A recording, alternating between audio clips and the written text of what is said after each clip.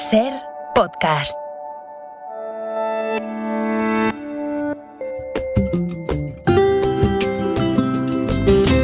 Un café con Iñaki en Ser Podcast.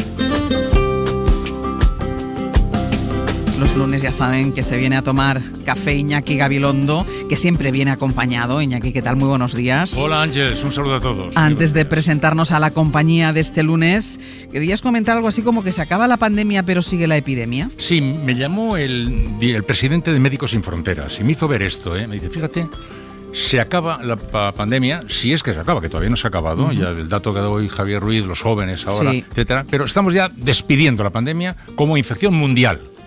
Pero él dice, no te olvides que sigue la epidemia, que ya no afecta a todo el mundo cuando acabe la pandemia, pero que seguirá afectando a los países pobres y a los países del sur.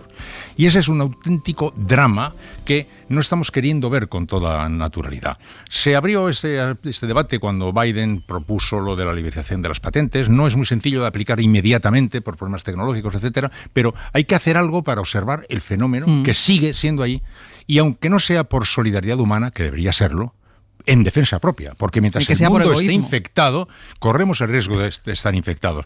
Atención, por tanto, a esta particularidad.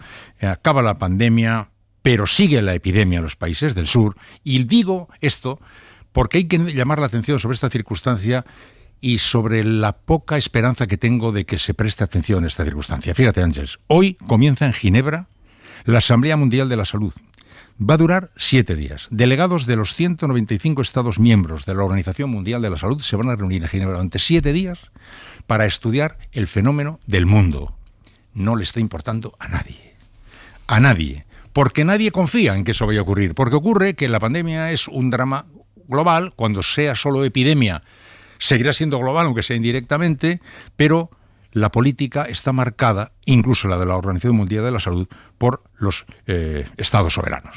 Entonces, la política de los estados soberanos hace que tengamos respuestas nacionales a un fenómeno global, y eso hace que una reunión como la Asamblea Mundial de la Salud en Ginebra, que debería ser el centro de atención del universo entero en Deberíamos este momento, estar mirando hacia allí. Todo el mundo debería estar mirando ahí, nadie está mirando. ¿Por qué? Porque nadie cree que de ahí pueda surgir eso que, sin embargo, es necesario que surja. Así que, por tanto, por lo menos que suene esta campana, que tengamos conciencia de que esa acción solidaria es imprescindible por razones lógicas, humanas, de género. Y si no nos vale, por razones defensivas, en defensa propia. Atención, por tanto, a este asunto, y quedé con David Noguera, presidente de Médicos Sin Fronteras, en que nos iremos un día a tomar un café para hablar más despacio de este tema, que siempre es importantísimo. Sí, además hablar con él siempre es muy, muy interesante. Desde luego, sí. ¿Con quién has venido hoy a tomar café? Pues justamente en esta línea, y viendo lo que pasó con Luna, esa muchacha de Cruz Roja que abrazó a ese subsahariano el otro día, yo pensaba, yo que los lunes voy a la radio a hacer ver el esfuerzo de muchos chicos jóvenes que están haciendo tanto y tanto y tanto y tanto, y que merecen ser observados, colocar el foco sobre ellos, animarnos con su ánimo. Pues estamos recordando cuántos jóvenes hay en este momento en España que están trabajando en actividades de corte solidario. Cuando la imagen es los jóvenes botellón, los jóvenes gamberrismo, los jóvenes despreocupación, y los jóvenes solidaridad. Y hay un montón. Y dije, tenemos que saludar a uno de esos jóvenes y en eso enviar un saludo a todos los demás. ¿Te parece bien? Me parece perfecto. Pues mira, se llama Irene Pérez García y acaba de venir de Yemen.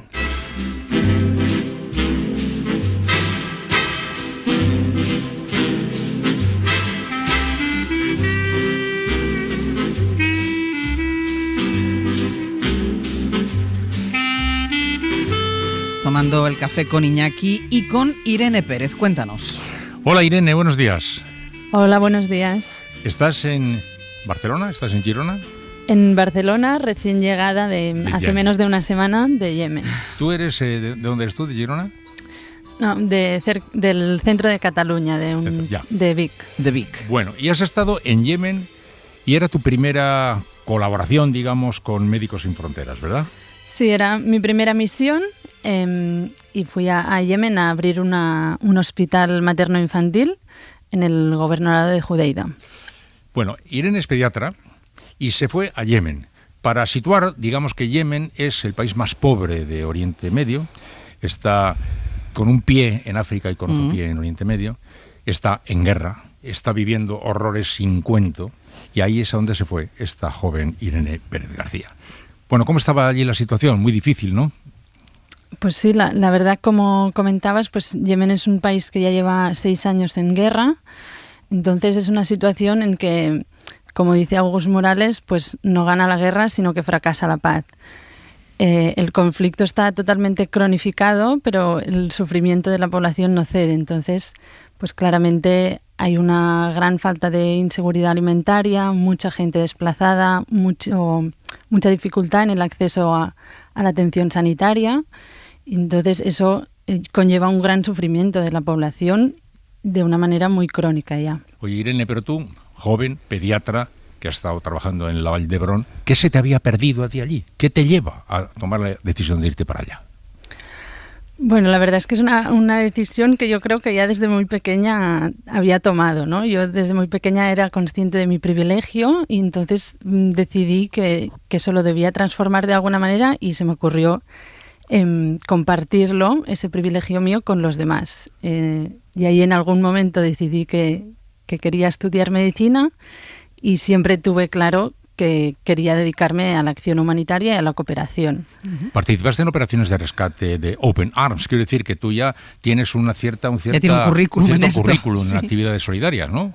Sí, bueno, como decía, es algo que ya de hacía muchos años yo llevaba dentro o sentía que debía hacer y entonces antes de entrar en Médicos Sin Fronteras ya había colaborado en una ONG en el Sáhara Occidental y también estuve en una misión de rescate en el Mediterráneo Central con Open Arms. ¿Me permites un momentito eso de lo llevaba dentro? Analizamos un segundo lo llevaba dentro. ¿Ese lo llevaba dentro procede de tu casa, de tu fe, de tus convicciones sociopolíticas, de tus amistades? Trata de desmenuza un poco el lo llevaba dentro desde pequeño. Ostras, la verdad me costaría un poco desmenuzarlo, ¿no?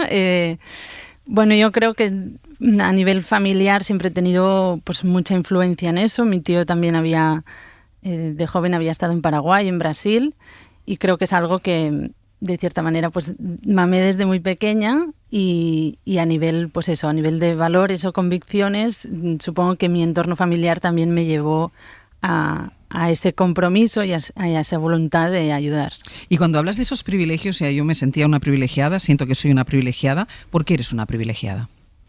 Bueno, ya simplemente por nacer en el país en el que nací, en que yo nunca había visto lo que era una guerra ni había sentido inseguridad, pues el hecho de poder acceder a una educación buena, a poder cursar estudios universitarios, de tener la elección de hacer lo que quiero. O sea, yo creo que la diferencia entre yo, que elegí abiertamente ir a Yemen, y este chico que el otro día cruzaba la valla, pues está claro que yo tenía elección y él no la tenía, ¿no?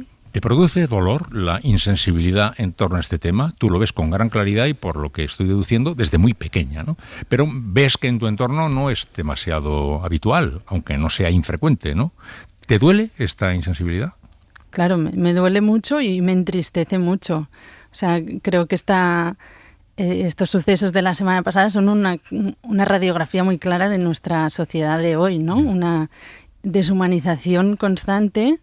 Y simplemente lo que pasó es un síntoma más, ¿no? De no saber abrazar a esa persona que nos está pidiendo ayuda. Pero tú no tienes amigos que te miran como un bicho raro diciendo, ¿pero qué se te ha perdido por allí, Irene, no?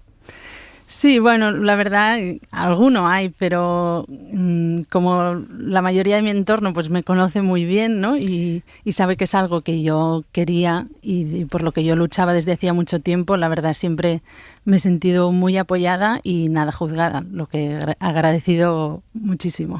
Estuviste trabajando, decías, en la apertura de una nueva maternidad ahí en Yemen. Dime qué supone para esa zona donde tú estuviste trabajando que haya una maternidad.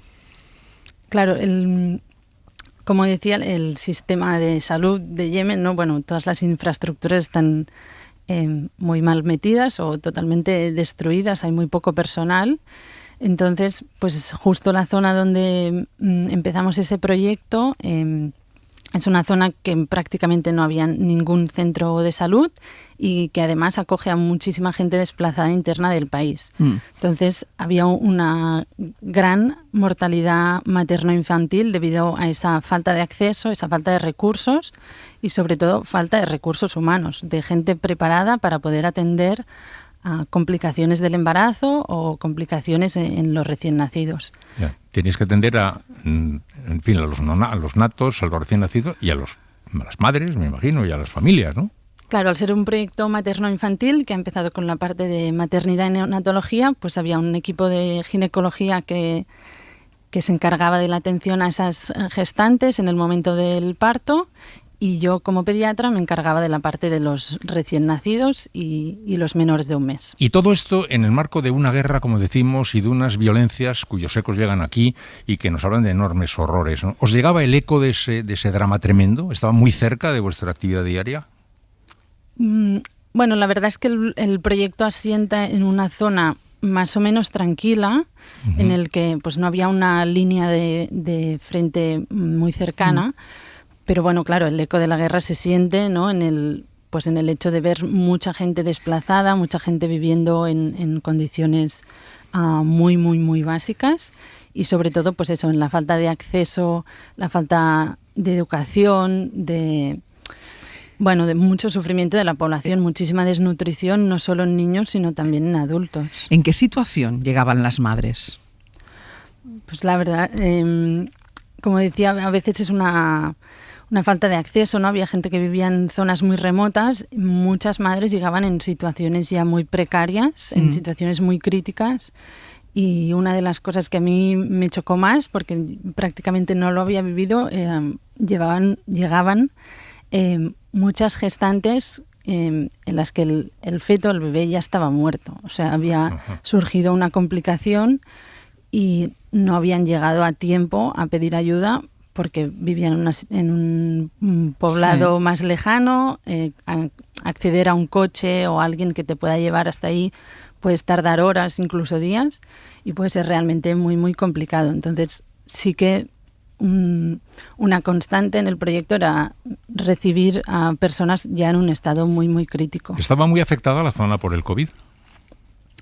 No, la verdad es que la zona donde yo estuve no había. En Yemen ha habido muy poco COVID. Ahora parece que está empezando una segunda ola, pero más hacia el sur y en la capital, en Sanaa.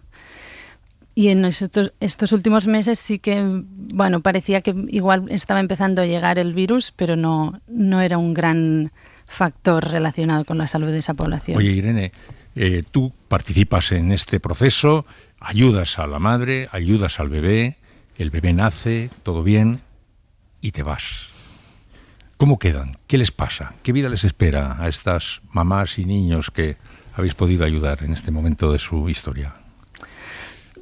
Ostras, es una pregunta realmente complicada que no sé si quiero responder. No, quiero decir que el testimonio de vuestra actividad incluye el testimonio de lo que dejáis cuando volvéis, ¿no? Claro, o sea, yo me he ido del proyecto, pero el proyecto sigue adelante, ¿no? Seguirá habiendo un pediatra que no solo atiende a los niños, sino que forma al resto del personal. Yo como pediatra atendía a esos bebés, pero también formaba a mis compañeros médicos y enfermeras. Entonces creo que lo bonito no es lo que yo haya podido ayudar a esos bebés, sino lo que haya podido enseñar al personal que se quedará ahí atendiendo a todas esas madres y a esos bebés. ¿Qué relación se establece con, explicabas la situación en la que llegaban muchas de las madres, con el feto muerto, las gestantes en una situación muy precaria? Cuando llegan a vosotros, ¿qué relación se establece con vosotros? Bueno, eso puede ser muy diverso porque, como decía, el nivel educativo es muy bajo, entonces a veces lo que tú como médico puedes pensar que es lo mejor, igual el paciente no lo puede llegar a entender, ¿no? Pero en general, igual yo en mi parte más de neonatología, nosotros apostábamos por lo que llamamos unos cuidados centrados en la familia, entonces las madres podían estar con el bebé las 24 horas del día dentro de la unidad de neonatos. Ahí, pues claro, se acababa estableciendo un vínculo muy fuerte y muy bonito con esas madres, ¿no? Porque ellas podían estar formando parte del cuidado de sus bebés y a la vez veían que todo el equipo estaba apoyándolas, ¿no? Y a pesar, eso es una de las cosas más bonitas que he vivido yo en este proyecto, ¿no? De vivir que a pesar de que yo no podía hablar con ellas, porque yo no hablo árabe, sí que se establecía un vínculo muy bonito, ¿no?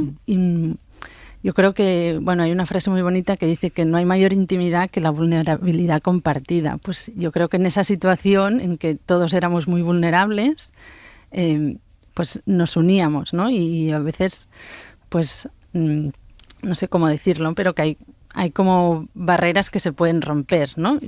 Y la verdad, bueno, también tenía la ayuda de una intérprete que fue clave, pero sí que eso fue como un gran regalo, ¿no? Para mí, para ver que a veces podemos parecer muy diferentes, pero somos muy iguales. Sí, el brillo de las miradas cuando conectan se explican muy bien. A unas horas de avión, dos mundos, Irene. A unas horas de avión de Yemen a Barcelona. Todavía te debe estar temblando Yemen, porque hace muy poquitos días que has llegado, ¿no? Cuéntanos sencillamente lo que estás en este instante sintiendo al ver el pepinazo de contraste de ese Yemen que te anda todavía seguro en tu cerebro, en tu corazón, y este mundo al que has llegado ahora. Sí, la verdad es que siento que aún estoy aterrizando. Llegué el martes pasado, pero la verdad es que aún no me siento muy aquí, ¿no? Especialmente el último mes y muy concretamente la última semana fueron muy, muy difíciles, y mi sensación ahora es que tengo aún muchas cosas por digerir y por asentar de todo lo que me sucedió. La verdad, ahora la realidad de aquí me parece un poco ajena y estoy en ese proceso de asentar. Ya. Los cuerpos tardan unas horas en llegar, las almas tardan un poco más. Bueno, queríamos con esta conversación con Irene recordar lo que antes decíamos, que efectivamente estamos en un mundo muy, muy extraño, pero hay una gran cantidad de gente joven que no está incluida en la etiqueta que en este momento tenemos marcada. Jóvenes igual a despreocupación, igual a tal. No es verdad, no es verdad. Hay muchísima gente de muchos colores en la juventud a la cual queremos nosotros observar para animarnos con su ejemplo y para ayudarles con nuestro ánimo. Gracias, Irene, muchísima suerte, Irene. Gracias por darme voz y sobre todo por dar voz a todas esas personas que ayudamos a otras personas, tanto en Yemen como aquí en Barcelona. Muchísimas gracias, Irene. Bueno, gracias. Hasta luego. ¿Libro? Un libro bastante curioso y original. Me parece a mí que... A mí me ha llamado muchísimo la atención. Es un libro que se llama El despertar de Lázaro. Es un libro pequeño, tiene 106 o 7 páginas. Está escrito por una costarricense, Julieta Pinto, que he sabido que cumple 100 años este año. Yo no tenía el gusto de conocerla, lo lamento muchísimo. El despertar de Lázaro, Lázaro el de Betania, el resucitado. Sí. Es un monólogo del resucitado. O sea, el resucitado ha conocido la muerte, está resucitado. ¿Ha vuelto? Está descolocado con su ya no puede vivir como los demás porque ha conocido la muerte y es amigo de Jesús de Nazaret. Son amigos desde pequeños, ¿no? Ni entiende muy bien su relación vida-muerte, ni entiende muy bien a dónde va su amigo Jesús, que está permitiendo que le vayan a llevar a la muerte sin hacer nada para evitarlo. Es un interesante ejercicio, brillantísimamente escrito y muy pintoresco y interesante y original. Me ha parecido bueno. El despertar de Lázaro, en el Julieta Pinto, está editado por una editorial Firmamento, que también es una pequeñita editorial. Nos gusta animar también a las pequeñas editoriales. Creo que es de Cádiz, no estoy seguro. Firmamento. 112 páginas, 15 euros. Iñaki, hasta la semana que viene. Adiós. Un beso. Adiós. There'll be days like this when there's no one complaining. There'll be days like this everything falls into place like the flick of a switch. Well, my mama told me there'll be days like this when you don't need to worry. There'll be days like this when no one's in a hurry. There'll be days like this when you don't. Hoy por Hoy Magazine. Ser Podcast. Hoy por Hoy. Se o mundo andar para trás, vou escrever num cartaz a palavra rebeldia. Àngels Barceló. Se a gente desanimar, eu vou colher no pomar a palavra teimosia.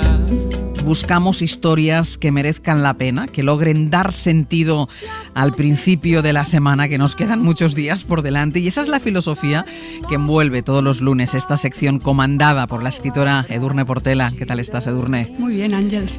¿Qué me han dicho? ¿Que te has hecho unas amigas especiales en el pueblito donde vives? ¿Qué te ha pasado? Bueno, no sé si has visto una foto que ha circulado en el equipo de una yegua pegada al cristal de mi casa.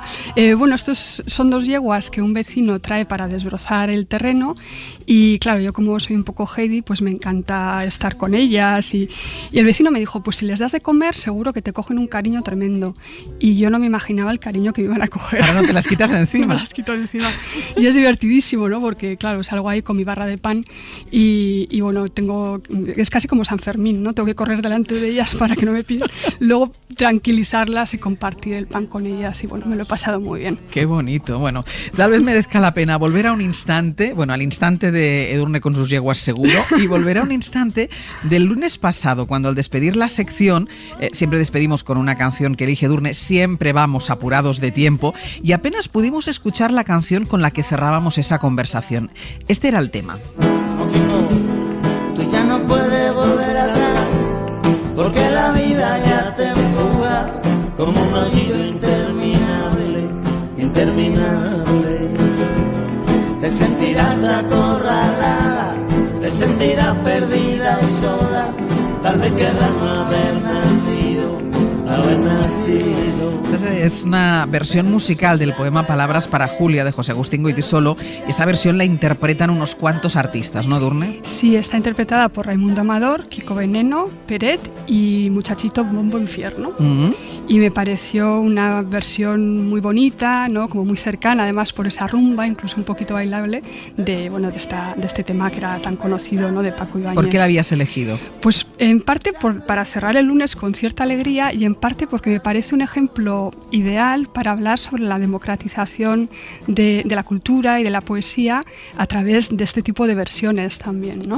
Cómo la poesía puede llegar a mucha gente por las versiones musicales. Esta mañana, en Cosas que merecen la pena, vamos a hablar de esto, de la democratización de la cultura en su sentido más amplio, gracias al poder de la música. Y es que hay veces que la literatura se convierte en música, como era este caso, y otras muchas ocasiones en las que las letras de la canción se convierten en poesía, que es el proceso inverso casi. Sí, o que son pura poesía, ¿no? Pues lo veíamos con Luis Eduardo Aute, que de hecho él era poeta antes que cantante, ¿no?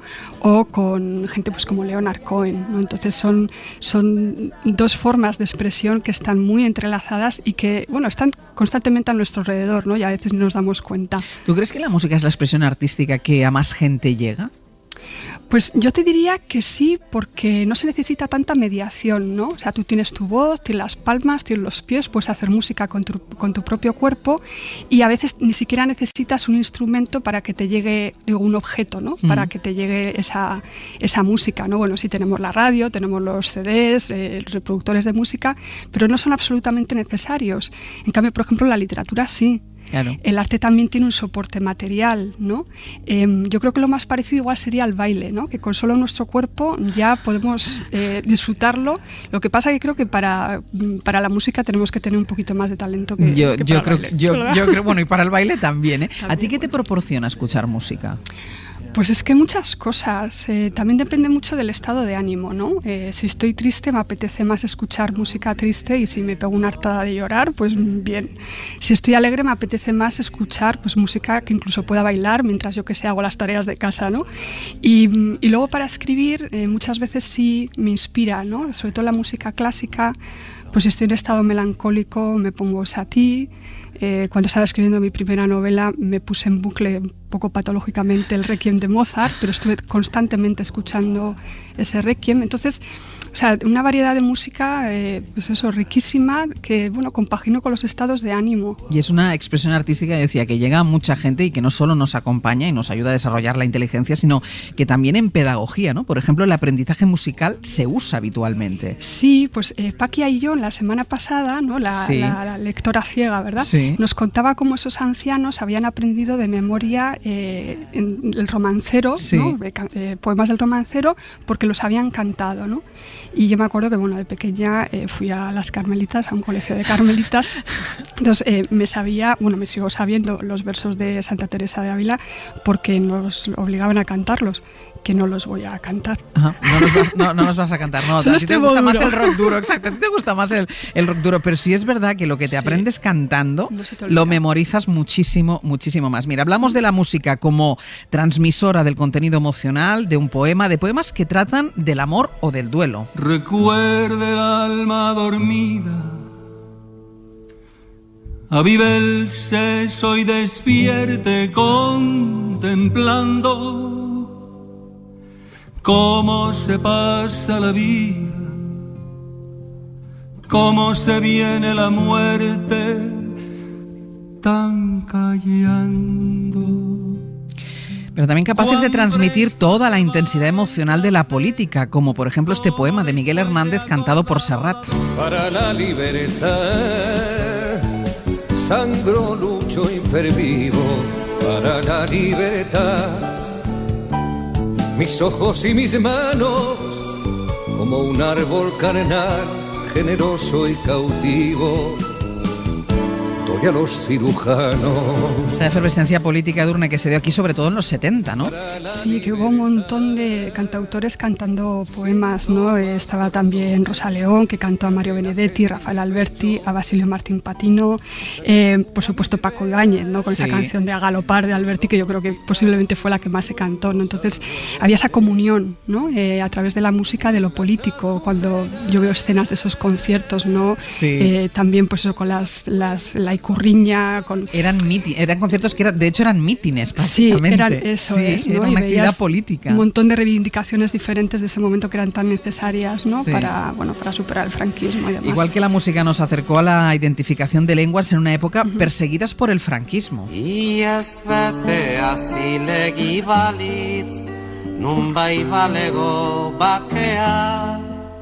Ni ez nintzake txertze kolore dien maitalea. Es Miquel Laboa con un poema de Bernardo Atxaga. Sí, dedicado a Lizardik, un poeta vasco.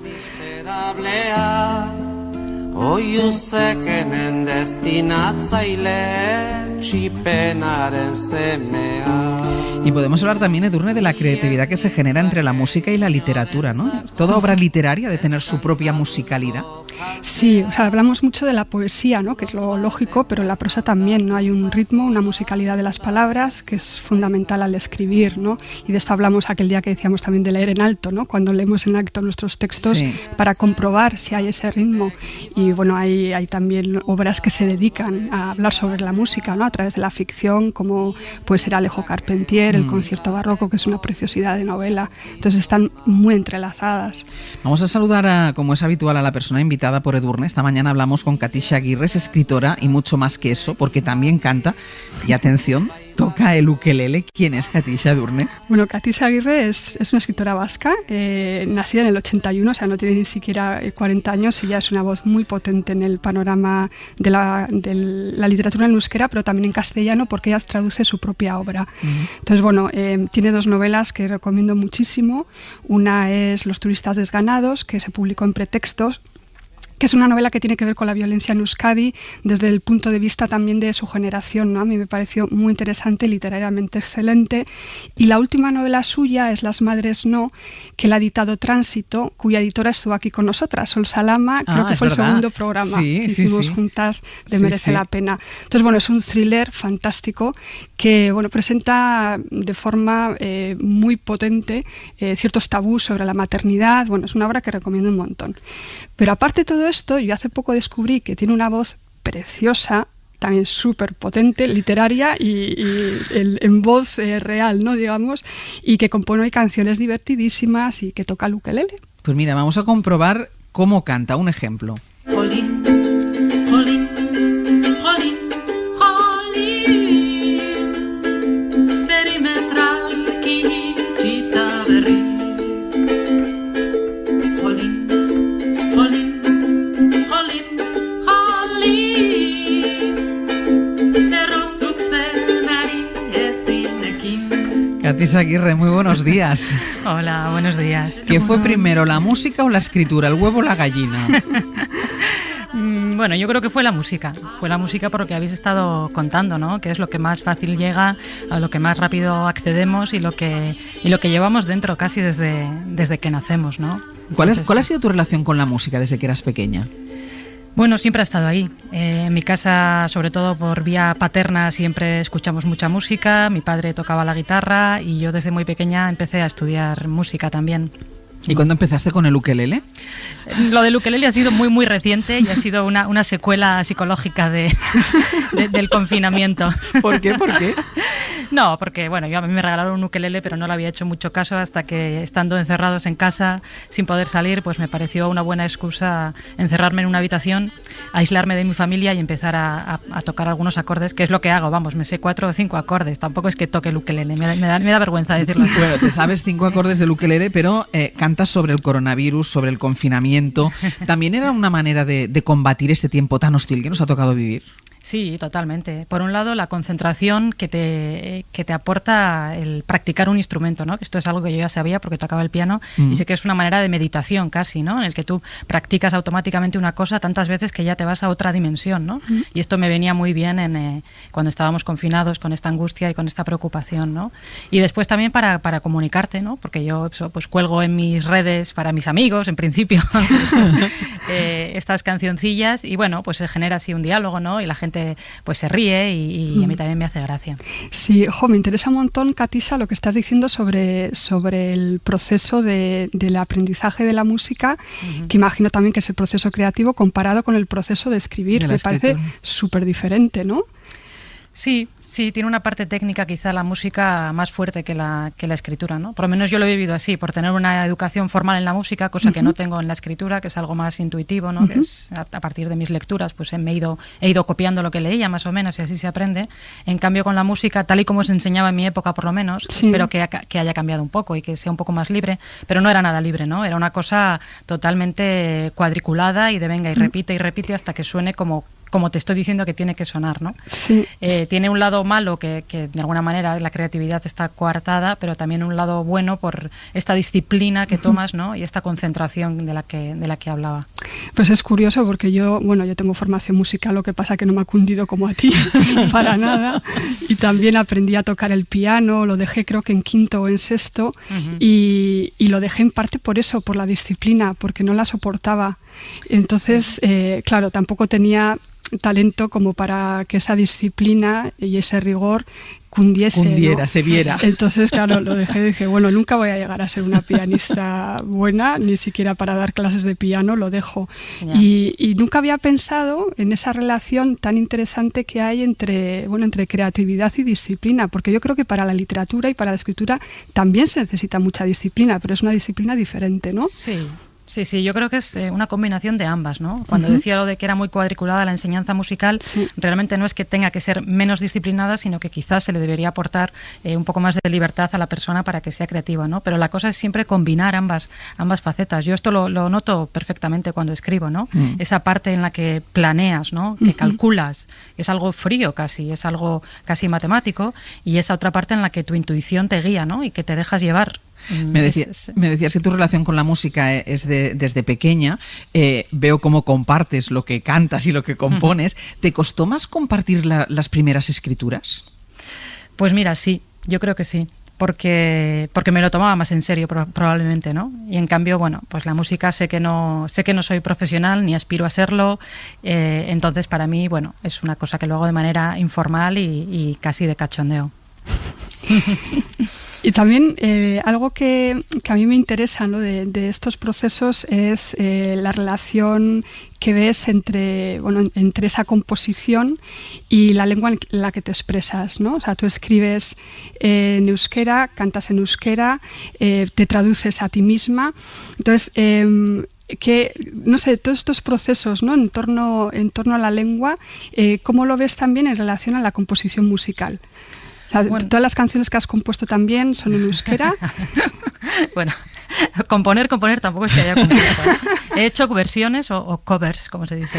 Sí, bueno, esta versión que estábamos escuchando era maravillosa, ¿eh? Sí, de Jolín. Sí. Jolín. Sí. Sí. Bueno, ahí está. Ha estado Marcos buscando la de Dolly Parton. En cuanto, desde el punto de vista del resultado final, ¿la música te puede dar más cosas o más satisfacciones que la literatura? O cuando llegas al final del proceso, ¿qué te produce más satisfacción? Creo que la música da una satisfacción más automática, ¿no? Y eso también es ocurre cuando la escuchamos, ¿no? Que llega directamente. Y cuando estás cantando es que se disfruta un montón. Es una actividad física. Que si a mí me preguntan qué es lo que más me gusta de las 4 o 5 cosas que más me gusta hacer en el mundo, pues una es cantar, ¿no? Aunque sea sola en mi casa, en la ducha o mientras preparo la cena, que lo hago constantemente. Es una actividad física que te reporta beneficios y bienestar al momento, ¿no?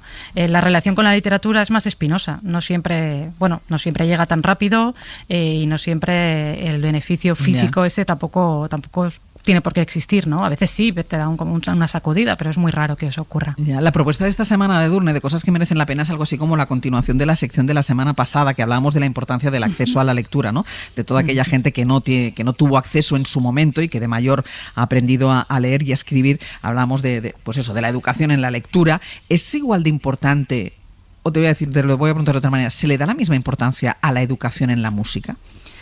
Bueno, yo creo que hay países en los que sí se les da, pero no es el nuestro, ¿no? Sí. Y no, está pues muy relegado, ¿no? Solo hay que pensar pues las horas que se le dedican en la escuela y cómo se tiene como una María, ¿no? Si es que existe la asignatura de música. No se le da la importancia que debería. Sí, a mí me sorprendió mucho cuando vivía en Estados Unidos el nivel de educación musical que tenían muchos de mis estudiantes, y no porque vinieran algunos de escuelas privadas, así súper pijas, donde pueden hacer de todo, ¿no? Sino también de institutos públicos.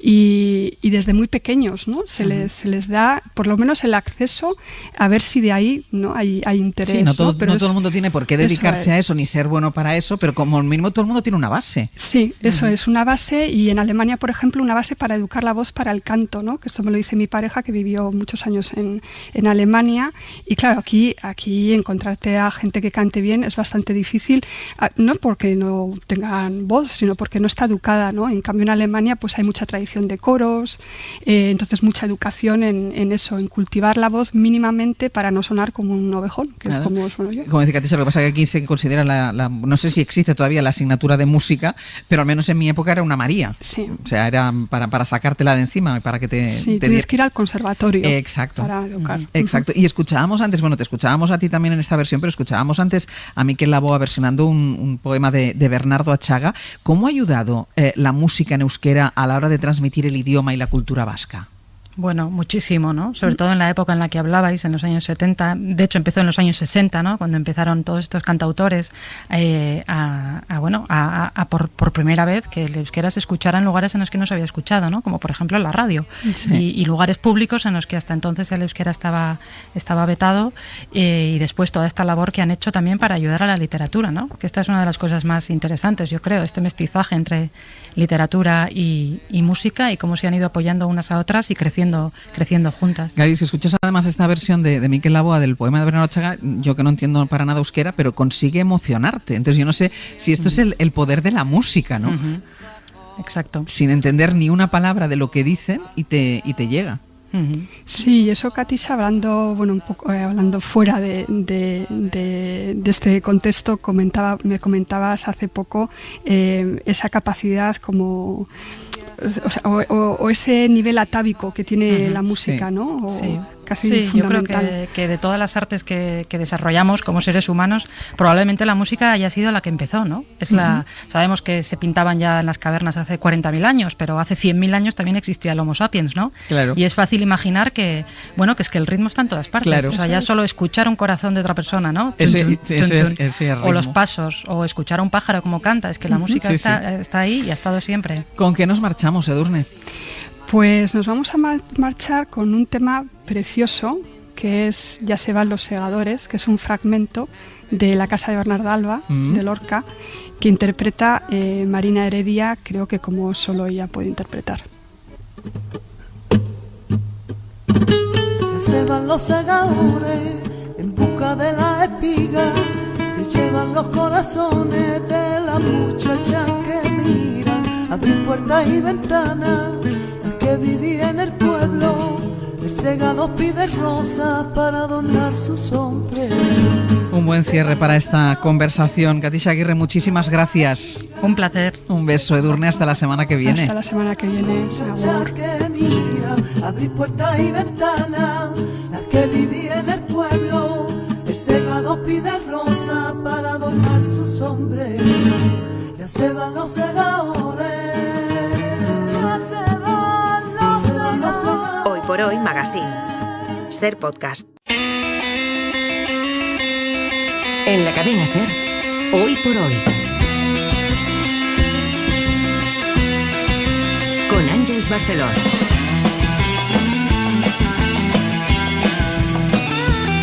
Uno nunca puede mirar hacia adelante sin echar la vista atrás, igual que para conducir es imprescindible usar el retrovisor, y por eso, para situarnos en el hoy y en el mañana, charlamos del ayer cada lunes hasta ahora con nuestro historiador particular, con Javier Traité. Javier, ¿qué tal? Muy buenos días. Hola, muy buenos días, Àngels. Bueno, parece que hoy vamos a seguir hablando de arqueología, ¿no? Pues sí, la verdad es que no hay mejor retrovisor, como decías, ¿no? Podríamos hablar de arqueología cada lunes si quisiéramos, porque el trabajo no descansa y día sí día también tenemos nuevas noticias, nuevos yacimientos, nuevos descubrimientos y nuevas sorpresas. Hace pocos meses los ojos de todo el mundo se volvieron hacia Pompeya, de nuevo, que dices, si está estudiadísimo, bueno, pues apareció un carro completo, enterito, lo que en arqueología se llama un unicum, una pieza arqueológica de la que solamente existe un único ejemplar que esté enterito. Pero bueno, es que es todos los días. Este viernes pasado estaba leyendo una noticia sobre 7 fosas con enterramientos visigodos que se han encontrado en Valencia, en Alcácer, haciendo obras en un colegio. Claro, Fíjate tú. Es que es un aspecto muy curioso, ¿no? Incluso inquietante, que habitualmente caminamos, trabajamos, vivimos sobre el pasado, sobre casas que en un tiempo estuvieron ocupados, o incluso sobre restos humanos, y habitualmente esto no se nos pasa por la cabeza. Desde luego, es súper sorprendente. De todos modos, a los que seguro que les ha pasado por la cabeza estos días ha sido a los gaditanos y a todos aquellos que alguna vez hayan ido a la playa en las dunas que rodean el Cabo de Trafalgar, porque la semana pasada saltó el notición, que seguro que lo viste, ¿no? Que resulta que bajo las dunas han encontrado un complejo termal de época romana del que nadie tenía ni la menor sospecha. No sé, a mí es que me parece maravilloso. Posiblemente alguna de las personas que nos están escuchando en este mismo momento, pues llegó a poner el culo en la toalla, ¿no? Justo encima de estas termas. Se estaba ahí comiendo el polo y tenía debajo un complejo termal romano. No sé, a mí es que me parece que es algo que te vuela la cabeza. Cuéntanos, Javier, un poco, ¿qué es exactamente lo que han encontrado y sobre todo qué hacía ahí? Bueno, pues la excavación la está dirigiendo el catedrático de Arqueología de la Universidad de Cádiz, Darío Bernal, y lo que han encontrado pues ha sido toda una rareza, porque en las excavaciones lo habitual, digamos, es encontrar todos los muros de los edificios arrasados, ¿no? Hasta un nivel muy bajo, medio metro de altura, como mucho, poco más, como los vemos en los yacimientos, normalmente los que vamos a visitar, ¿no? Claro, sí, porque cuando visitas un yacimiento lo que ves es toda la cuadrícula de las casas o de los edificios, pero claro, cuesta imaginarlos en altura. Claro, se ve muy bien el mapa, pero en altura cuesta, ¿no? Visualizarlo. Bueno, pues aquí lo que se han encontrado ha sido el edificio conservado pues hasta unos 4 metros de altura. O sea, ha aparecido casi enterito, con su puerta, sus ventanas, con todo el esqueleto de la infraestructura de calefacción del edificio, que mantenía tanto el suelo como las paredes calientes, aparte de las aguas. Además han podido encontrar restos de pintura, estuco de color rojo, blanco y negro, que, bueno, tiene que estudiarse, aunque por desgracia pues ya no sabremos, ¿no?, cómo estaban pintadas exactamente aquellas paredes. Pero vamos, que es que el estado de conservación es escandaloso. Esto para un arqueólogo es un chollazo, vamos. ¿Y cómo es que se ha conservado también? Pues posiblemente porque se cubrió muy rápido de arena tras abandonarse hacia el siglo V posiblemente. Lo normal en la historia es que cuando un edificio se abandona, pues bueno, la gente de los alrededores lo usa de basurero y luego pues además lo expolia, ¿no?, para construirse sus casas, sus cercados, o incluso las nuevas autoridades lo ordenan. Hay que reaprovechar, porque las culturas preindustriales, pues bueno, valoran muchísimo el reciclaje, ¿no? No queda otro remedio. Entonces, bueno, estos edificios van bajando de altura, el suelo va subiendo según se acumula basura, polvo, tierra, cascotes, etcétera, hasta que digamos que todo queda nivelado, la base protegida bajo el suelo y ya te olvidas de la historia, ¿no? Sigues construyendo y viviendo encima. Pero en el caso de estas termas, pues parece que no hubo mucha oportunidad, o sea que lo más probable es eso, que la zona quedara muy despoblada de forma muy rápida y las dunas pues se comieran el edificio a toda velocidad. De todas formas, ¿no es un lugar, un espacio un poco extraño para montar unas termas? Pues mira, a priori sí. Yo cuando leí la noticia pensé, ¿y por qué aquí, no? Pero tiene bastante sentido cuando vas viendo el resto de cosas que han encontrado, porque en la zona se han excavado con anterioridad otras estructuras, piletas y viveros, sobre todo.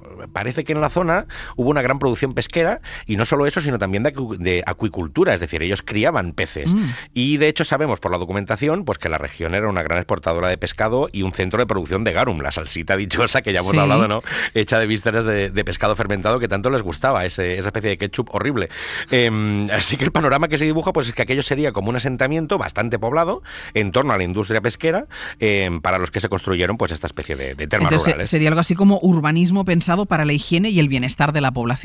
Correcto. De todos modos, tampoco se nos tiene que ir la olla siempre imaginándonos un spa tipo Caldea en Andorra. No es eso cosa, exactamente. Es una cosa que tendemos a pensarlo, ¿no? Vemos, ostras, las termas que tenían gigantes, pese a su increíble sofisticación, las termas romanas tenían bastantes problemas, ¿no? Limpiarlas llevaba lo suyo, las aguas no tenían los tratamientos que usamos hoy de cloros y antialgas. Tú mira tu piscina lo rápido que se te estropea el agua, ¿no? Al menor problema de suministro de agua corriente, se te echaba aquello a perder, había espumillas flotando. Piensa que los médicos romanos recomendaban no ir a los baños si tenías alguna herida abierta, porque vamos, salías de ahí hecho polvo.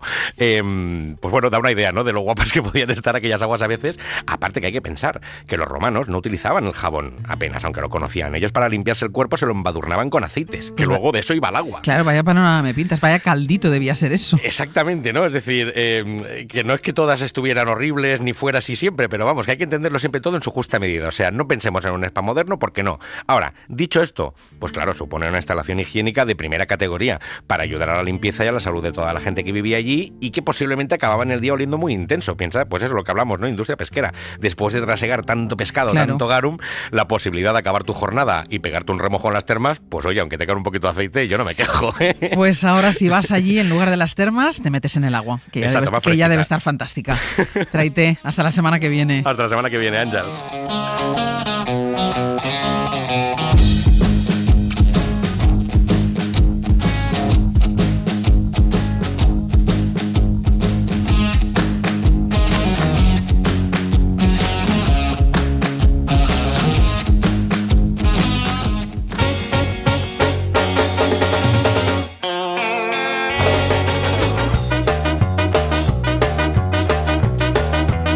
Desmontando mitos y ojo, que hoy tenemos otro clásico, otro Madrid-Barça de los mitos. Pepe Rubio, buenos días. Buenos días. A ver, ¿qué pones hoy en cuestión? Pongo en cuestión las sonrisas perfectas. No la sonrisa en sí, sino la obsesión por tenerla. ¿Es mito o realidad?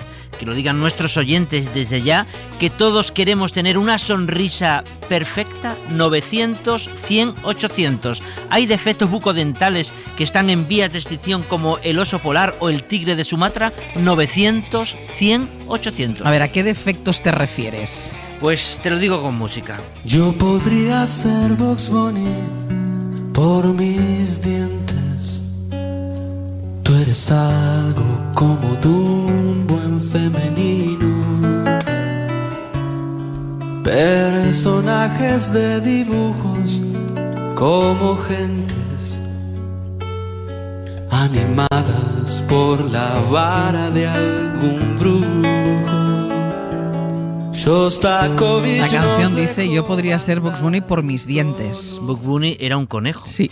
Y en torno a esos dientes nos creamos la imagen de Pedro Guerra. Dicen que los dientes de conejo dan una imagen de eterna juventud, de niñez incluso, pero cada vez se ven menos porque la obsesión por la perfección nos lleva a corregirlos. Otro ejemplo, cuando todos los dientes frontales superiores son grandes y están un pelín adelantados. Eres el viento que no cesa, eres el peso que no pesa. Eres fuego y frío, ni más ni menos, amor mío, Agapimú. Ese es el modelo Ana Belén, intuyo. Exacto, en muchas entrevistas Ana Belén ha dicho que de pequeña le acomplejaron su diente, pero que hoy su sonrisa es lo que más le gusta de su cuerpo. Y es porque es lo que la ha hecho diferente siempre y atractiva, entre otras cosas.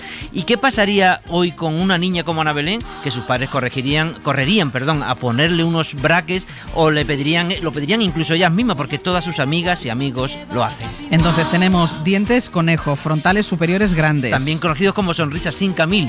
Sí, porque hay coches que sonríen, ¿no? ¿Qué nos queda? Pues nos quedamos los Cindy, y lo digo en plural porque en tu equipo tienes dos, Sergio Castro y un servidor. Son los que tenemos los dos paletos, que se llaman así, superiores separados. Se llama diastema. Son un defecto, Guadiana, que aparece y desaparece, que se corrige o se pone de moda.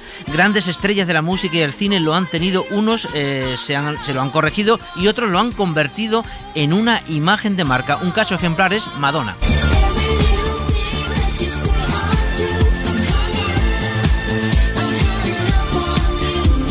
Pero ¿por qué se os llama Sindis? Porque los dientes los tenéis todos, un poco separados, pero... Sí, porque da la sensación de que nos falta un diente, ¿eh? La medida de un buen Cindy es que la lengua te quepa entre los dos dientes. Eso es un poco así como muy erótico, ¿verdad? Y está Madonna, pero también son y fueron Cindis José Luis Ozores, Brigitte Bardot, Eddie Murphy, Vanessa Paradise, Samuel L. Jackson, Elton John o Dani Martín. Somos muchos y muchas y muy guapos todos, por cierto. Nuestro enemigo también, el braque, y nos queda uno. Hoy el viento sopla más de lo normal, las olas intentando salirse del mar. El cielo es gris y tú no lo podrás cambiar. Mira hacia lo lejos, busca otro lugar. Y 100 gaviotas, ¿dónde irán? Claro, imagino que con Duncan Du pretendes que todos pensemos ahora en la mella en el diente de Mikel Erenchun. Le llaman la mella de oro.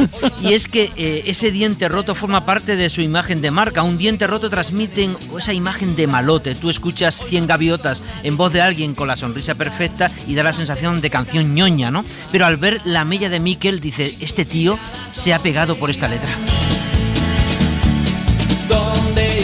900, 100, 800. Hoy estamos con el mito de si todo el mundo quiere una sonrisa perfecta. ¿Dónde queda la personalidad de la cara si todos al abrir la boca tenemos los mismos dientes? ¿Dónde queda la personalidad de Pepe Rubio, de Sergio Castro, que tienen ahí como las dos mellas separadas? ¿Dónde queda la personalidad de Mikel Erenchun, que tiene diente roto? ¿Dónde queda la personalidad de los rostros si todo el mundo tiene la misma boca? Porque claro, estos defectos al final, 900, 100, 800, que es el teléfono. Al final, Pepe, todos son defectos que dan atractivo y singularidad a la sonrisa. Sí, porque más allá de esto entramos en el ámbito Austin Power o risitas, situaciones que son extremas, que te guste o no debes ir al dentista para dar un arreglo. Otra cosa es la salud bucodental. ¿Cómo ha evolucionado la obsesión por la dentadura perfecta? Pues si nos remontamos al cine clásico, hay dos sonrisas que marcaron obsesiones, la de Clark Gable en los hombres y la de Marilyn Monroe en las mujeres. While tearing off a game of golf, I may make a play for the caddy, but when I do, I don't follow through, 'cause my heart belongs to daddy. Claro, todas las madres y abuelas de una generación tienen una foto de estudio con esa clásica pose de la sonrisa de Marilyn. Exacto, yo creo que no hay ninguna que no la tenga, pero el gran arranque en España de la obsesión por la sonrisa perfecta arranca aquí, en un anuncio televisivo de 1960. Profidem protege la sonrisa española, la sonrisa de la amistad, la sonrisa de los niños, la sonrisa de nuestras mujeres y ahora también cepillos Profidem gratis. Bueno, si te has dado cuenta, los hombres no sonreían para este anuncio. Bueno, un anuncio que evoluciona hasta los 80 con la música de grupos de moda. Nunca me ha gustado lavarme los dientes. Ahora he descubierto un gel súper suave, un gel que me va. Ha sido Profidem, gel que me ha gustado. Ha sido él, Profidem gel. Sonrisas Profidem. Profidem, tu mejor sonrisa. Claro, es que Profidem es una marca que consiguió que todos lo asociáramos con la sonrisa perfecta. Se sigue diciendo esto. Sí, la sonrisa Profidem. Sonrisa Profidem. Se sigue diciendo. Y en los 90 arranca la obsesión por el blanqueamiento de diente y esta escena de Friends es un buen ejemplo. El día que Ross utilizó un gel blanqueador para una cita. ¡Oh, Dios mío! ¿Qué te ha pasado en los dientes? Me los he blanqueado. Están muy, pero que muy blancos. Sí, ¿qué tenían de malo tus viejos dientes humanos? Oye, Rach, ¿tú me ves algo...? ¿Qué? ¿Tus dientes? Sí, los he visto desde la calle. Hola, ¿qué tal? ¡Ah, el diablo! ¡El diablo! Y tras el boom del blanco nuclear para los dientes llegó la última etapa en la que estamos, la de la era braque, le vamos a llamar, que identificamos con otra serie. ¿Recordáis el día que Betty dejó de ser la fea cuando se quitó el aparato? ¿Qué? ¿Por qué me miráis de esa forma? ¿Me pasa algo? No pasa nada. Betty, estás muy guapa. Tu sonrisa ya no hará llorar más a los niños. Y ahora hagamos nuestro trabajo, por favor. Bueno, puestos todos los elementos sobre la mesa, solo falta que nos llamen al 900, 100, 800 y desmonten o no el mito de la sonrisa perfecta.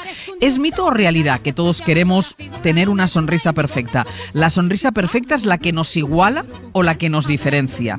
¿Dónde queda la personalidad de la cara si todos tenemos la misma sonrisa? 900, 100, 800. Y me falta un experto, Pepe, porque porque bien, mucho jiji jaja, pero necesitamos argumentos de peso sobre el tema. Pues te voy a llevar a ti y a todos los oyentes al dentista, pero no a un dentista cualquiera, sino al presidente de todos los dentistas de España. Nos escucha Óscar Castro Reino, presidente del Consejo General de Dentistas. Óscar Castro, ¿qué tal? Muy buenos días.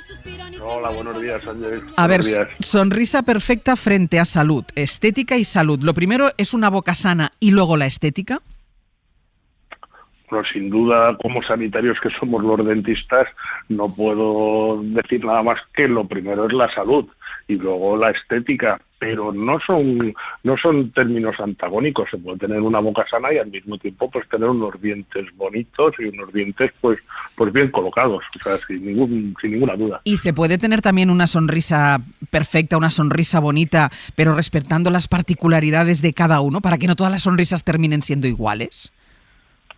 Es que partiendo de la individualidad de cada una de las personas, sus características, vamos a decir, orofaciales, sus características de su boca y su forma de la cara, determina también la posición de los dientes e incluso el tamaño de los dientes. O sea, genéticamente estamos predispuestos a un espacio que deben de ocupar esos dientes y por lo tanto nadie puede aumentar el tamaño de los dientes, a no ser artificialmente, poniéndose fundas o carillas, ni nadie puede alterar esa posición si no intervenimos los dentistas directamente mediante aparatos de ortodoncia, pues llevarlos al sitio. Uh-huh. O sea, que la cosa es así. Pero hay un poco de obsesión en estos últimos tiempos por tener unos dientes perfectos, entendiendo perfectos, juntos, alineados, blancos. Sí, totalmente. Además, antes hablabais de Hollywood y hablabais de Marilyn y hablabais de Daredevil y tal, y entonces pues Hollywood ha marcado mucho, o quizás el cine y la televisión ha marcado las pautas y los cánones estéticos, pues en concreto de los españoles y de todos los ciudadanos, de tal forma que se asocia una boca con dientes blancos y bien alineados con salud, y que al final pues todo el mundo quiere parecerse pues a ese actor, a esa actriz que ha marcado pues su juventud y que se ha llegado a idealizar. ¿Cuáles son los tratamientos que le piden habitualmente o más habitualmente? Bueno, principalmente, y teniendo en cuenta que España es uno de los países donde menos acuden los ciudadanos al dentista, con aproximadamente un 47% acuden habitualmente al dentista de los españoles, pues los tratamientos, independientemente de las urgencias, donde ya aparecen dolor, inflamación, infección, pues también hay un condicionante donde la gente quiere estar a gusto con su cuerpo y por lo tanto tiene un componente, vamos a decir, de hedonismo, donde uno se quiere cuidar y quiere estar a gusto, y principalmente por los tratamientos de ortodoncia y blanqueamiento, posiblemente sean los tratamientos más demandados actualmente. Yo no había visto tanta gente adulta con brackets como últimamente, porque los brackets eran una cosa de los niños habitualmente. Sí, antes, es una cuestión cultural. La gente es consciente de que si quiere tener sus dientes derechos, pues tiene que ponerse brackets. Incluso ahora mismo los dentistas estamos poniendo mucha ortodoncia invisible, precisamente porque la gente pues no quiere que se le note, y ahora aprovechando incluso con esto de la pandemia, aprovechando pues que todo el mundo tiene que llevar mascarillas, pues quizás se está utilizando más y se están animando más a hacerse ese tipo de tratamientos, que si no, pues parece que no gusta tanto el enseñar los brackets. ¿Usted algún cliente que viniera, por ejemplo, aquí mi compañero, que tiene las dos palas de delante un poquitín separadas, si él viniera, ya tiene su edad, ya ha superado los 50, si él fuera a una consulta o a su consulta, usted le diría, hombre, no hace falta, te da personalidad esto, no hace falta que hagas nada? ¿Usted se lo diría a un cliente? Bueno, vamos a ver, Ángel. Bueno, no son clientes, son pacientes. Paciente, perdón. Sí, pero vaya por delante que me ha encantado la clasificación que ha hecho. Es fantástica. Es fantástica. Se ha olvidado uno más dentro de esa clasificación, que es el vidente, el paciente vidente, que es el que no es el que tiene capacidad de ver el futuro, sino que solo le quedan dos dientes. Ah, bueno, claro. Esa es otra clasificación. Bueno, volviendo a lo del diastema, Ángel, yo tengo diastema. O sea que naturalmente. O sea que cada uno tiene que estar de acuerdo con su cuerpo y con su boca. Exacto. Y por lo tanto, los dentistas estamos para solucionarlo, para aconsejar, y si un paciente hace su vida normal, come normal, habla normal, pues no es necesario. Incluso cuando estaban hablando los famosos me estaba acordando de Freddie Mercury. Sí. Freddie Mercury tenía una protrusión dental, tenía los dientes, como decían los paletos, los dientes centrales pues más hacia afuera, y decía que cantaba mucho mejor así, que por eso no quería ir al dentista y solucionar esa forma que para otros pues estéticamente serían pues dientes grandes, dientes pues que no le gustaban, y en cambio pues él estaba satisfecho y de hecho pues llegó donde llegó como cantante gracias a según él decía, la posición de sus dientes. O sea que cada uno tiene que estar satisfecho y no necesariamente tenemos que ser todos iguales y uniformes, sino que cada uno tiene que tener su propia personalidad, y por eso si uno quiere tener diastemas, o incluso Madonna, que se pone dientes de oro, no solo los diastemas, sino siempre está haciéndose cosas en la boca. El dentista de Madonna debe tener muchísimo trabajo porque siempre se está haciendo innovaciones en la boca, pues al final es la satisfacción de cada uno, aparte siempre sin olvidar la salud. Yo lo que digo que también ha dicho antes que la gente se pone brackets invisible, bueno, serán los mayores, porque los adolescentes, lo digo con conocimiento, está muy de moda. Mi hija se tiene que quitar a los brackets y lo está pasando fatal porque no quiere quitárselos. Se ha convertido en un objeto en una de valorio, moda. En una valorio, exactamente. Óscar Castro, muchísimas gracias. Un placer. Hasta luego. Con ustedes. Adiós. Desmontando mitos en Ser Podcast. Tengo una sonrisa para regalarte, tengo 1000 capas de amor y tengo todo el tiempo que perdí sin ver el sol. Venga, llega el momento de los oyentes que han llamado al 900-100-800. ¿Es mito o realidad que todos queremos tener una sonrisa perfecta? ¿Tú de qué lado estás, Pepe? Pues yo no me cambiaría mis dientes nunca, pero yo creo que la realidad es que hay una obsesión por la sonrisa perfecta, vamos. Hay un auténtico boom. Bueno, vamos a ver qué dicen los oyentes. Isabel, desde San Roque, muy buenos días. Hola, buenos días. A ver, ¿tú estás a favor de la sonrisa perfecta o de la personalidad de cada boca?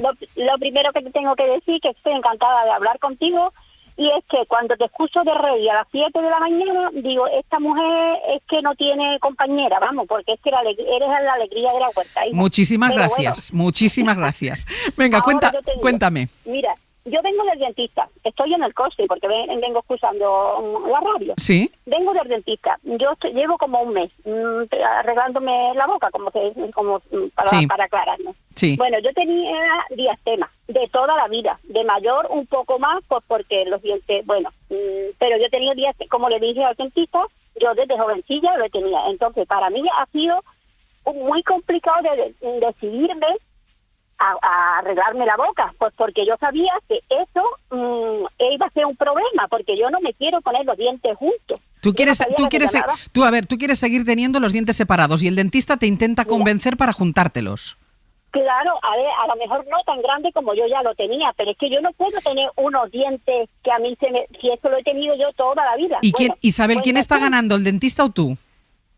Pues estamos a medias, porque te diré, yo me quería poner los dientes, pero resulta de que con una dentadura normal de las que se han puesto de toda la vida, quiero decir, las corrientes, en esa me lo pueden poner, pero si me ponía una un poco mejor, que es lo que yo quería, no quería de las caras, sino un término medio, en esa no me lo pueden hacer o no lo sé. Isabel, muchísimas gracias. Isabel quiere mantener los dientes separados y ahí está, en el proceso de discusión con el dentista. Rosario, desde Toledo, muy buenos días. Hola, buenos días. A ver, ¿tú qué crees? ¿Que todos queremos tener una sonrisa perfecta o cada sonrisa muestra Muchos quieren tener esa sonrisa llamada perfecta. Mira, ¿sabes lo que me parece a mí esa sonrisa? ¿Qué te parece? Me parece de franquicia, porque es que luego todas son iguales.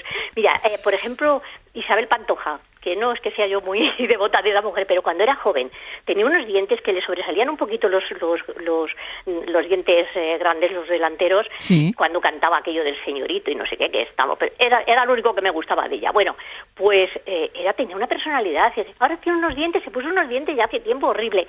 Luego Sylvie Vartan, que tenía unos dientes separaditos, no sé si habrá cambiado esa mujer, podría tener 10 años por lo menos, pero me encantaba. O sea, ¿tú crees que la boca manifiesta la personalidad de cada uno? Yo creo que la personalidad es importante, salvo que tengas unos dientes ahí horribles uno encima de otro, pero si no, hay que mantener los dientes, porque es que la gente pierde la personalidad, no hablan igual a veces. Rosario, muchísimas gracias. Hugo, desde Madrid, muy buenos días.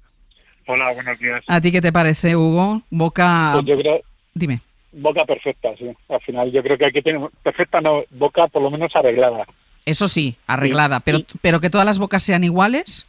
No, eso no. Yo creo que demuestra la personalidad de cada uno. ¿Tú te has tenido que arreglar la boca? Sí, yo me tuve que arreglar la boca. Bueno, al final tengo una anécdota que me iba a casar en octubre y en septiembre son las fiestas de mi pueblo.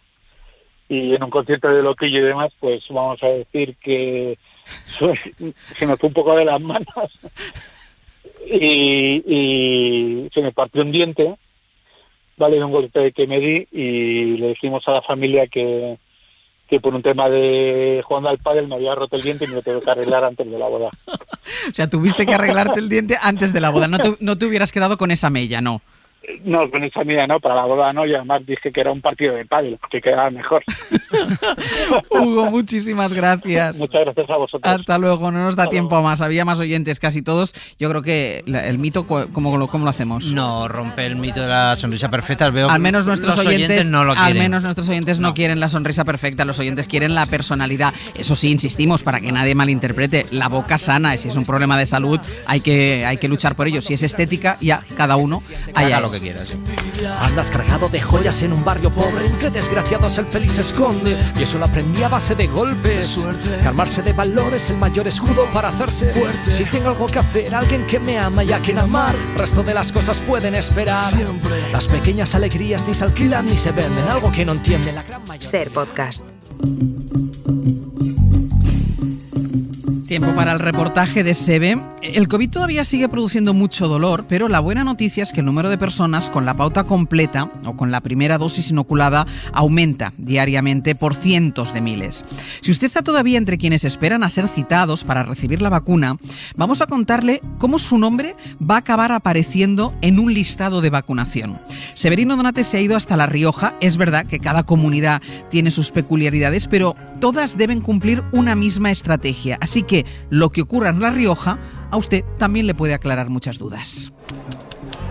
Marta golpea con los dedos los cilindros de las jeringas. Eso es porque a veces nos hace burbujilla. Marta Pérez coordina el equipo de enfermería que vacuna en el Rioja Forum, Palacio de Congresos de Logroño. Voy llenando con 1,8. Junto a otras compañeras, prepara y reconstituye las más de 1.700 dosis que prevén inocular durante la mañana. No podemos cargarlas todas según llegamos. Cada una de esas dosis tiene asignado un nombre. A ver, Javier, Luis ha tenido fiebre los últimos días. En la SUS, Najía, ¿verdad? Miguel Ángel, le voy a hacer unas preguntillas. Para que esos nombres y no otros formen parte de la lista de vacunación del día, se han debido barajar estrategias, datos y variantes en base a los que decidir.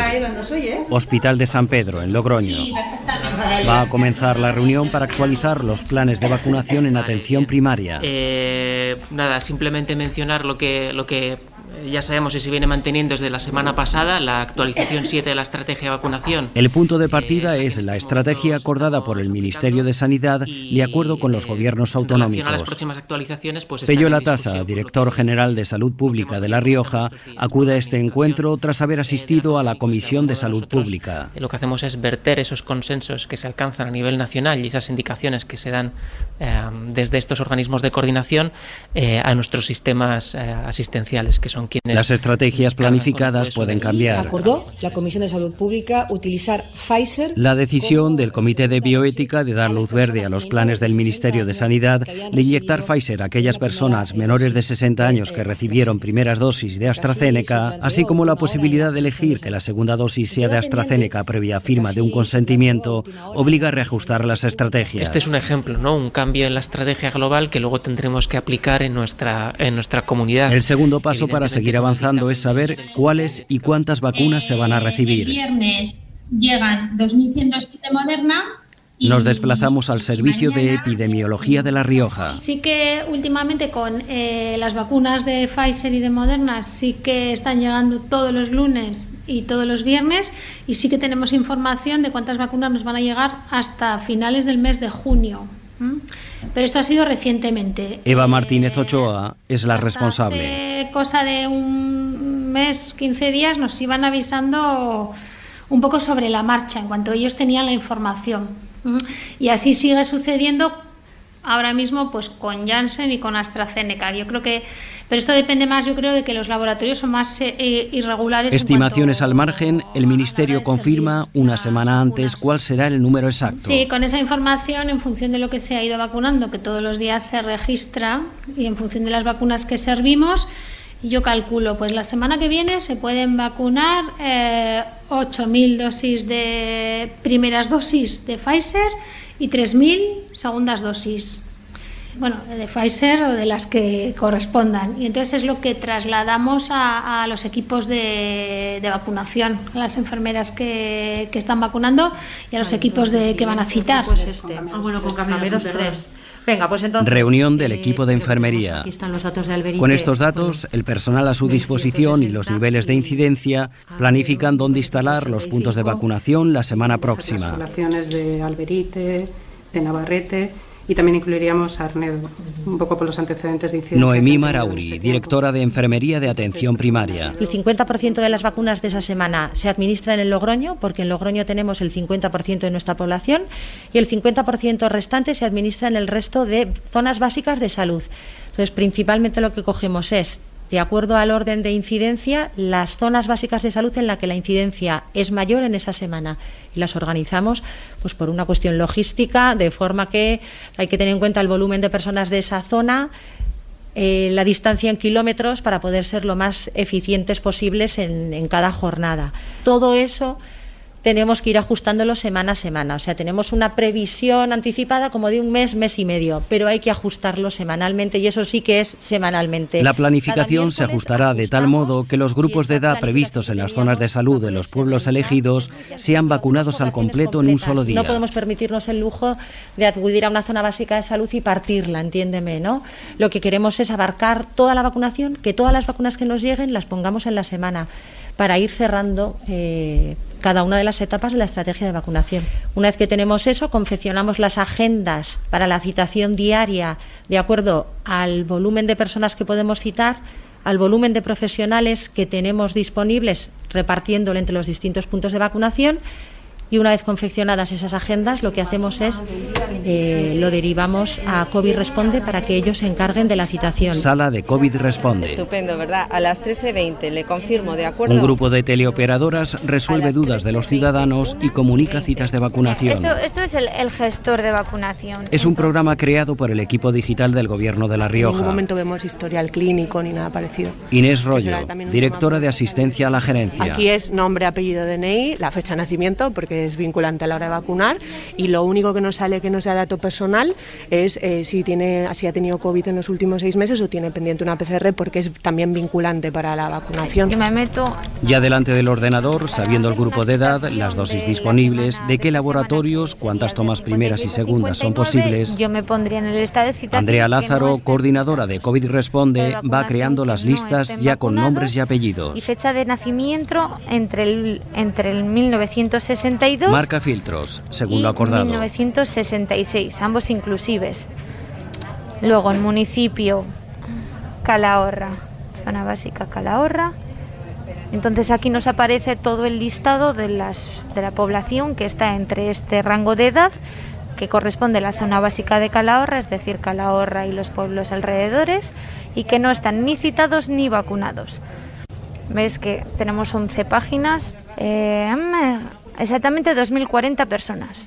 Vale, nada, citaría a todo el mundo, como en las poblaciones, en las localidades, pueblos, se abarca a toda la población, a toda la zona básica, aquí se citaría a todo el mundo. Y se conforman las agendas ligadas a un nombre, lugar de vacunación, día y hora. A cada agenda le corresponde un lugar, un punto de vacunación, el día y la vacuna que se va a poner. Por ejemplo, justo en Calahorra correspondería a Pfizer, yo seleccionaría la de Pfizer. En el caso de Santo Domingo, por ejemplo, correspondería a Janssen, yo seleccionaría a Janssen. El siguiente paso es programar las llamadas automatizadas que informarán a las personas de la cita. Le daríamos aquí, pues es un icono del teléfono para enviar la llamada automatizada. Pues a lo largo de 4 horas se van haciendo diferentes intentos. En caso de no contestar la llamada en el primer intento, lo vuelve a intentar a la media hora. y sucesivamente. Bienvenido al sistema de citas de La llamada automatizada confirma la identidad de los citados. Por favor, confirme si usted es... A continuación, la grabación informa del día, la hora y el lugar. El día 26 de mayo de 2021. a las 10. Y pide confirmación. De acuerdo. La llamada también ofrece la posibilidad de cambiar cita, rechazarla o posponerla. Si desea que le llamemos en otro momento, Si junto a un nombre aparece la indicación de cita rechazada, Entonces se nos llama. ponemos en contacto con él, preguntamos el motivo.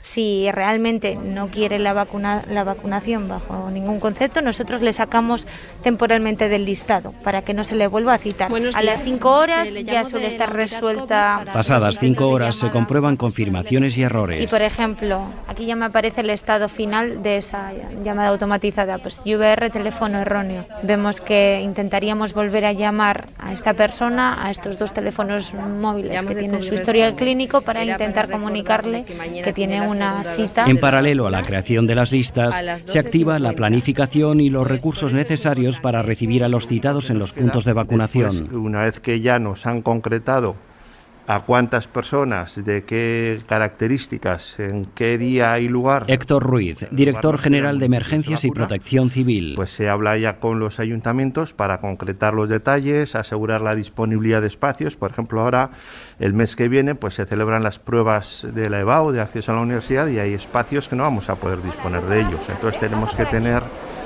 previstas otras alternativas. El punto de vacunación ya está activo. Alicia, pasa por aquí. Se descubre un número, ¿vale? Si el procedimiento ha funcionado según lo previsto, ¿A qué hora tenía la cita? todos los citados, al margen de las estrategias de comunicación, ¿Alguna alergia? han recibido una llamada automatizada, han podido comprobar la cita en su aplicación de Rioja Salud y han recibido 24 horas antes un mensaje recordatorio. ¿En qué bracillo pinchamos? En la izquierda.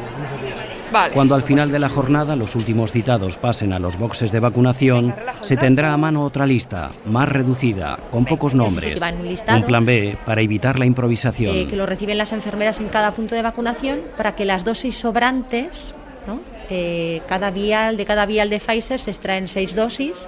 Si abrimos el último vial es para la última persona que queda, porque han fallado 5. Esas 5 dosis buscamos siempre una persona candidata dentro de los grupos que ya están estratificados de población, buscamos siempre una persona candidata para que reciba esa dosis. Entonces lo que tenemos es personas inmovilizadas en sus domicilios, personas en residencias de ancianos, personas ingresadas en el hospital o en centros de convalecencia, y lo que hacemos es acudir a administrar esas vacunas sobrantes de los viales, que son un máximo de 5 por punto de vacunación, para que no perdamos ninguna vacuna y podamos llevar la vacuna incluso pues de manera individualizada a las personas que no tienen movilidad.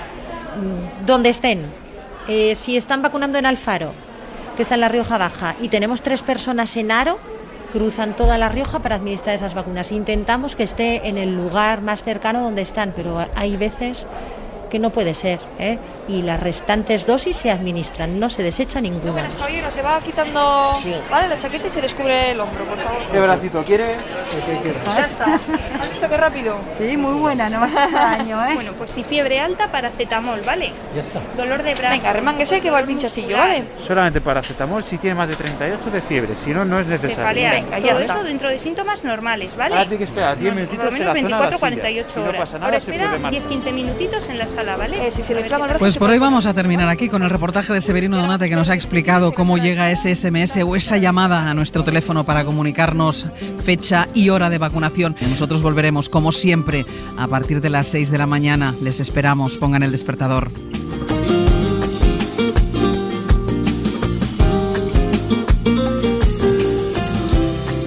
Hoy por hoy, Àngels Barceló.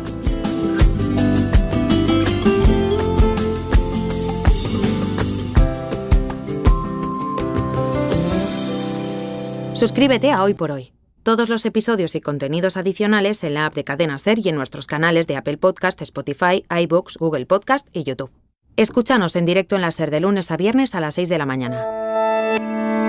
Cadena SER. La radio.